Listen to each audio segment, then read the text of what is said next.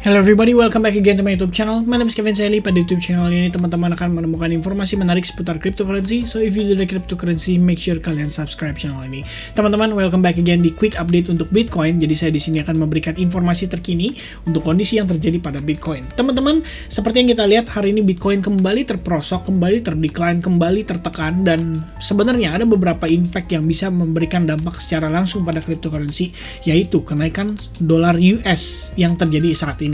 Teman-teman, tentunya kita di sini sama-sama mengetahui bahwa 16 Maret mendatang itu akan ada potensi kenaikan suku bunga terhadap the Federal Reserve atau perbankan atau Bank Sentral Amerika.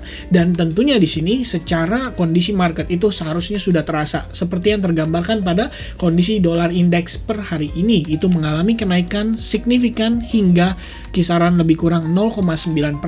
Untuk seukuran mata uang indeks apalagi kenaikan 0,9 sampai 1% sehari itu sebenarnya udah cukup signifikan. Bayangin teman-teman, untuk ukuran seperti dolar terhadap rupiah saja misalkan di angka 15.000, kenaikan 1% itu berarti selisihnya adalah 150 rupiah teman-teman, dan itu sangat terasa.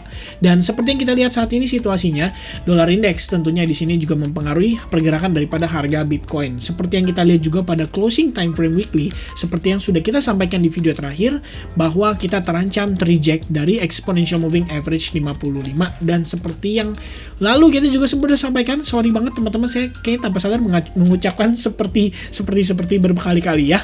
Nah, kita sudah bahas tentang hal ini teman-teman, dimana rejection atas EMA 55 itu bisa mendorong market crypto, terutama secara long term itu bisa testing sampai ke moving average 200 pada time frame weekly. Tapi tentunya di sini ada beberapa hal yang menurut saya personally mungkin akan sedikit di luar ekspektasi kita, yaitu kondisi dolar ini teman-teman. Karena seperti yang kita sudah ketahui, sekarang gini, kalau kita berbicara kondisi dolar Amerika Serikat mengalami penguatan, ini tentunya karena diyakini kenaikan suku bunga. Kenaikan suku bunga udah pasti mempengaruhi kekuatan daripada mata uangnya.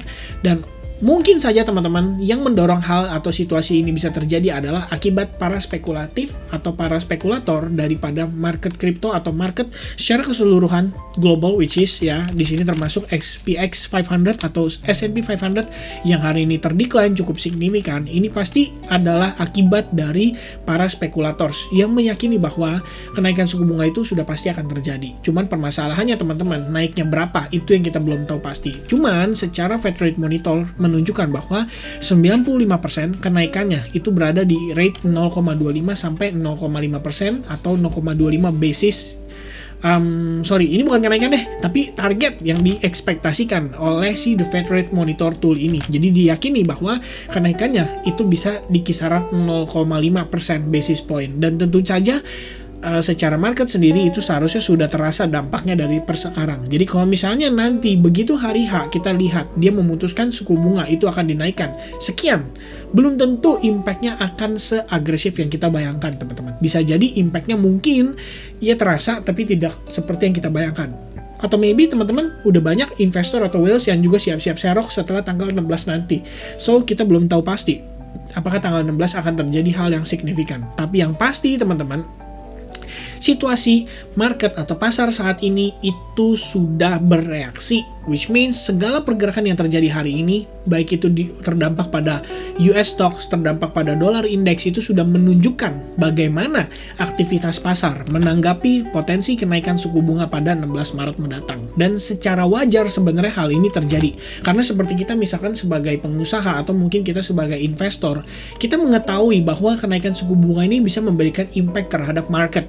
Dan kalau misalnya kita lebih memilih untuk tutup mata, lebih memilih untuk hold ya, istilahnya kita menutup mata dan meyakini bahwa oh ini mah pasti to the moon, ini pasti di luar ekspektasi dan lain sebagainya. Menurut saya itu nggak wajar ya. Yang wajar justru adalah kita melakukan langkah antisipasi dan sudah melakukan tindakan preventif dari sebelum kenaikan suku bunga mendatang nanti teman-teman.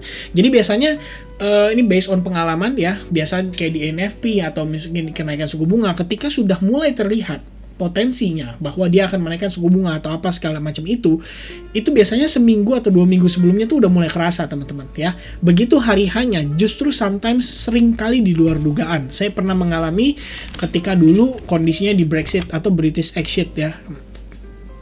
Ya, British X shit. Kenapa saya bilang shit? Karena pernah punya pengalaman buruk ya. Di sana saya pernah rugi lumayan besar akibat pound sterling pada saat itu. Dan ya, di pound sterling terkena dampak signifikan ya. Karena sebenarnya secara impact sebelumnya sudah terasa, dan pada saat di announce ya, pada saat itu pemilihan Perdana Menteri atau Prime Minister, ketika yang menang itu kembali Boris Johnson, yang menarik adalah market pound sterling itu meletus naik tajam, tapi at the same time itu langsung turun signifikan, teman-teman. Nah, itu adalah something yang kadang kita nggak bisa expect ya. Istilahnya kalau Prime Minister yang terpilih adalah Boris Johnson pada saat itu lebih setuju British itu keluar dari Uni Eropa.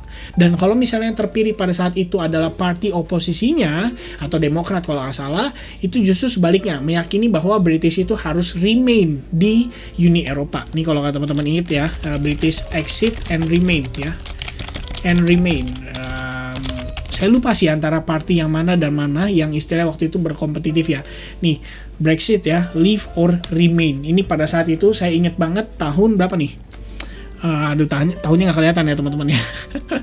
Ya pokoknya intinya saya pernah merasakan trading pada saat lagi news event, dan itulah yang terjadi. Sometimes begitu hari hanya justru bisa di luar ekspektasi kita, teman-teman. Dan so far kalau misalnya kita lihat, balik lagi ke price action ya. Kalau kita lihat pada time frame daily, basically teman-teman kita perlu perhatikan bahwa Bitcoin itu sedang berusaha untuk maintain di atas trendline yang sebelumnya menahan laju penurunan Bitcoin selama beberapa kali ya. Seperti yang kita lihat saat ini teman-teman, sekaligus membentuk potensi symmetrical triangle pattern pada time frame daily-nya. Jadi memang sebenarnya kondisi yang diberikan atau diinformasikan melalui price action kepada kita saat ini adalah market Bitcoin terutama, atau Bitcoin price terutama, itu sedang dalam kondisi sideways. Kita bisa katakan para pelaku pasar, investor, whales, financial institutions itu lebih memilih untuk tidak taking any action yang berlebihan, teman-teman. Karena mungkin ada yang nunggu sampai 16 Maret, maybe ada yang khawatir 16 Maret akan terjadi seperti apa. Dan ya, ini yang sekarang sedang terjadi. Mungkin juga bisa jadi dipengaruhi oleh faktor Rusia yang menyerang Ukraina, karena otomatis mempengaruhi segala situasi kondisi perekonomian secara global, teman-teman. Semua mata saat ini tertuju pada kondisi di Ukraina yang dibombardir terus-menerus. Otomatis, teman-teman, ya entahlah ya, yang saya tahu sampai saat ini update-nya adalah iPhone tidak mengirimkan produk ke sana, terus film Batman aja bahkan nggak dirilis di sana, ditunda katanya. Terus masih banyak lagi yang tentunya mempengaruhi kondisi dan situasi di Rusia saat ini, teman-teman. Dan kalau misalkan orang berpikir seperti itu, anggapannya nih, ini kita berbicara sekelas iPhone yang menunda atau yang tidak mengirimkan produk baru, otomatis mereka kehilangan omset, teman-teman. Dan kalau mereka kehilangan omset, otomatis akan ada pengurangan pendapatan, dan pengurangan pendapatan otomatis akan mengurangi demand atau belanja atau konsumsi, maybe ya, lebih kurangnya seperti itu. Saya nggak tahu analoginya tepat atau nggak, tapi at least itulah bayangan saya ya. Karena semua mata saat ini tertuju pada situasi itu, maka market crypto maybe sedikit dikesampingkan ya. Kita belum tahu pasti gimana reaksi pasar akan kenaikan suku bunga pada 16 Maret mendatang, tapi yang pasti secara price action saya melihat symmetrical triangle ini memiliki manfaat, atau memiliki, bukan manfaat sih, lebih tepatnya memiliki important impact pada pergerakan Bitcoin ke depannya, teman-teman. Dan secara time frame hourly, ini adalah pembahasan kita terakhir ya. Kita ngelihat di sini market terbentuk yang namanya descending channel, diiringi dengan yang namanya bullish divergence ya pada RSI-nya. Seperti yang kita bisa lihat, teman-teman, di sini terlihat clearly bahwa every time Bitcoin memberikan dip ke market, RSI-nya itu nggak drop lebih signifikan dibandingkan RSI yang sebelum-sebelumnya, teman-teman. Jadi secara nilai indeks saya rasa di sini memang udah wajar ya kita ngelihat adanya faktor oversold yang terjadi pada market crypto. Paling sedikit update buat teman-teman, saya akan slide a little bit untuk si Fibonacci retracement-nya, which is ini adalah area yang saya yakini menjadi potensi wave B-nya kita ya. Karena secara overall ini adalah wave A, wave B, dan potentially wave C ya. At least buat kita ngelihat market Bitcoin kembali tertekan, at least teman-teman, kita perlu dikasih harga yang bagus supaya ada whales yang bisa ngedorong market dari harga yang lebih tinggi. Ibaratnya kan seperti itu. Saat ini kita perlu perhatikan di area ini terdapat level key support, break dari sini mungkin bisa membawa Bitcoin menuju ke percepatan tren, which means sebenarnya kalau kita lihat dari situasi sekarang, Obviously kita mendapati beberapa kali adanya demand teman-teman ya. Kalau kalian lihat di sini bar hijau yang masuk atau bull bar yang masuk itu cukup signifikan teman-teman. Bahkan bisa membuat market membentuk seperti channel. Istilahnya kalau bagi saya kita ngelihat tren penurunan ini sangat signifikan, tapi at some point kita ngelihat dia tidak sesignifikan yang sebelumnya ya. Kalian bisa lihat dan kalian bisa nilai bahwa saat ini itu berbeda dengan pergerakan beberapa hari yang lalu atau tepatnya kisaran 4 Maret teman-teman. Jadi kesimpulan yang saya bisa tarik adalah ada kemungkinan walaupun kecil kita bisa ngelihat market BTC ini ter-rebound dulu.